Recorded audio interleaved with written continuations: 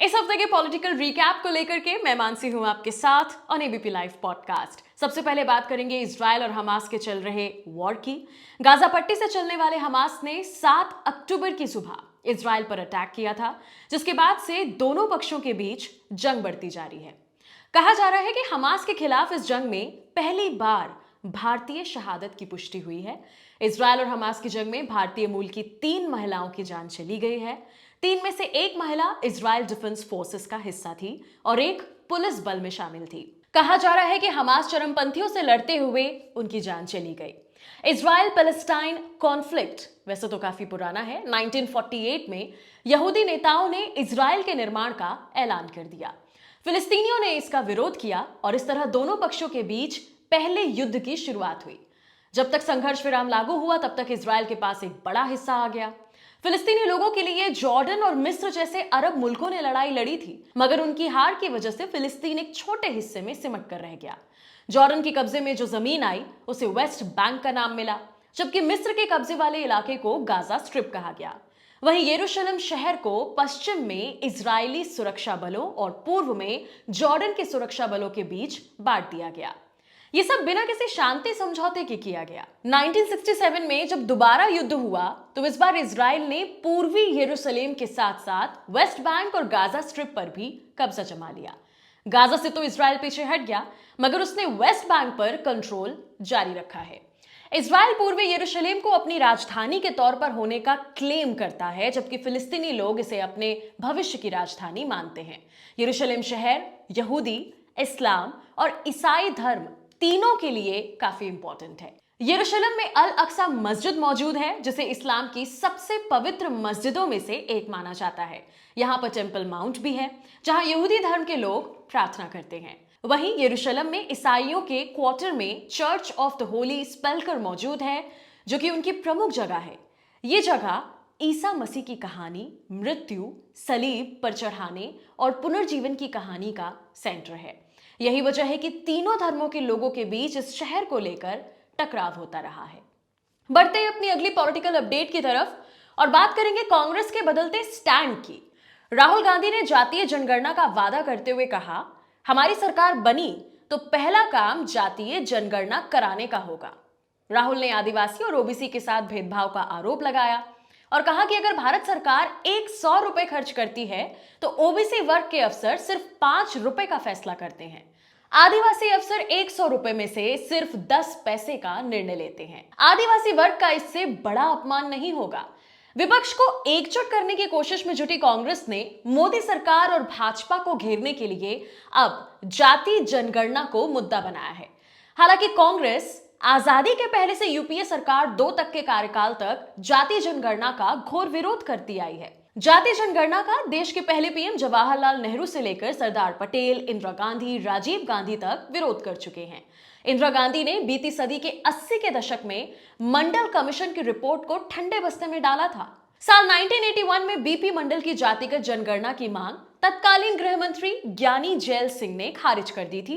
UPA 2 सरकार में जातिगत जनगणना कराने का फैसला लिया गया, मगर यूपीए 2 सरकार ने सत्ता में बने रहने तक इसके आंकड़े जारी नहीं किए। इससे पहले इस पर प्रणब मुखर्जी की अध्यक्षता में बना मंत्री समूह भी किसी नतीजे पर नहीं पहुंचा था। पी चिदम्बरम, मीरा कुमार, अजय माकन ने इसे अव्यवहारिक बताया था। साल 1961 की बात करें तो इसमें नेहरू ने राज्यों के सीएम को लिखे पत्र में जाति और धर्म के आधार पर आरक्षण को अनुचित ठहराया था। उन्होंने कहा था कि जब हम जाति और धर्म के आधार पर आरक्षण व्यवस्था का पक्ष लेते हैं तो सक्षम लोगों और दक्षता का दर्जा नीचे करते हैं। खासकर सेवा के क्षेत्र में आरक्षण अनुचित है। मैं चाहता हूं कि मेरा देश प्रथम दर्जे का बने। बढ़ते हैं अगले पॉलिटिकल अपडेट की तरफ। चुनाव आयोग ने 9 अक्टूबर को चुनाव की तारीखों का ऐलान किया। इस साल एमपी, राजस्थान, छत्तीसगढ़, तेलंगाना और मिजोरम में विधानसभा चुनाव होने वाले हैं। देश में 2024 में लोकसभा चुनाव होने वाले हैं। इन इलेक्शन से पहले 5 राज्यों में होने वाले विधानसभा चुनावों को सेमीफाइनल के तौर पर देखा जा रहा है। इनमें से 3 राज्य ऐसे हैं जो हिंदी बेल्ट में आते हैं। इसमें राजस्थान, एमपी और छत्तीसगढ़ शामिल हैं। इसके अलावा दक्षिण भारत के तेलंगाना में भी चुनावी टक्कर देखने को मिलने वाली है। वहीं पूर्वोत्तर भारत में मिजोरम को भी चुनाव के लिहाज से काफी इंपॉर्टेंट माना जा रहा है, क्योंकि ये पूर्वी भारत में वोटर्स की पसंद को बताएगा। मुख्य चुनाव आयुक्त राजीव कुमार ने प्रेस कॉन्फ्रेंस कर बताया कि मिजोरम में 7 नवंबर, छत्तीसगढ़ में 7 और 17 नवंबर, तेलंगाना में 30 नवंबर, राजस्थान में 23 नवंबर और एमपी में 17 नवंबर को वोटिंग होगी। इन 5 राज्यों के चुनावी नतीजे 3 दिसंबर को सामने आएंगे। हालांकि बाद में चुनाव आयोग ने राजस्थान में चुनाव की तारीख बदल दी है। अब राजस्थान में मतदान 23 नवंबर को नहीं बल्कि 25 नवंबर को होगा।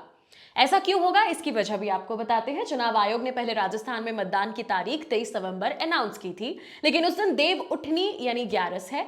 ये राजस्थान में शादी समारोह के लिए बड़ा मुहूर्त होता है। इस मुहूर्त पर राजस्थान में हजारों की संख्या में शादियां होती हैं। बड़ी संख्या में लोगों का एक शहर और गांव से दूसरे शहर तक आना जाना होता है। लिहाजा चुनाव आयोग की ओर से वोटिंग के लिए पहले ही घोषणा की गई कि 23 नवंबर की तारीख को बदले जाने की काफी मांग हो रही थी।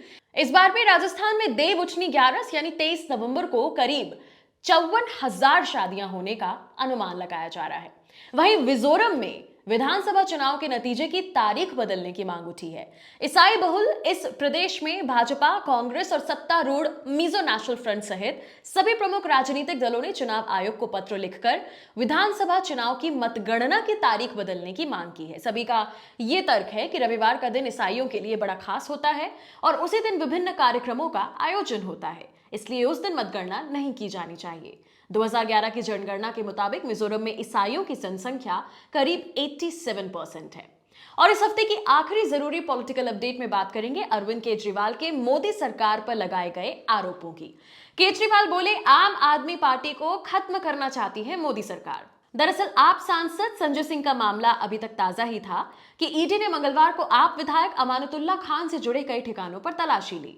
बुधवार को मुख्यमंत्री अरविंद केजरीवाल से मिलने के बाद अमानतुल्लाह खान ने कहा कि मेरे घर पर ईडी ने रेड की, 12 घंटे तक मेरे पूरे घर की तलाशी ली गई, लेकिन उन्हें मिला कुछ भी नहीं। मेरे घर में पहले भी एसीबी ने जांच की थी, तब भी उनको कुछ नहीं मिला था, अब भी उनको कुछ नहीं मिला। वो मेरा एक मोबाइल लेकर गए हैं और रसीद मुझे वो देकर गए हैं। वहीं संजय सिंह की बात करें तो आम आदमी पार्टी के राज्यसभा सांसद संजय सिंह को राउज एवेन्यू कोर्ट ने मामले की सुनवाई करते हुए 27 अक्टूबर तक न्यायिक हिरासत में भेज दिया है। तो इस हफ्ते के पॉलिटिकल रिकैप में इतना ही। मिलेंगे अगले हफ्ते फिर नई पॉलिटिकल अपडेट्स के साथ ऑन एबीपी लाइव पॉडकास्ट।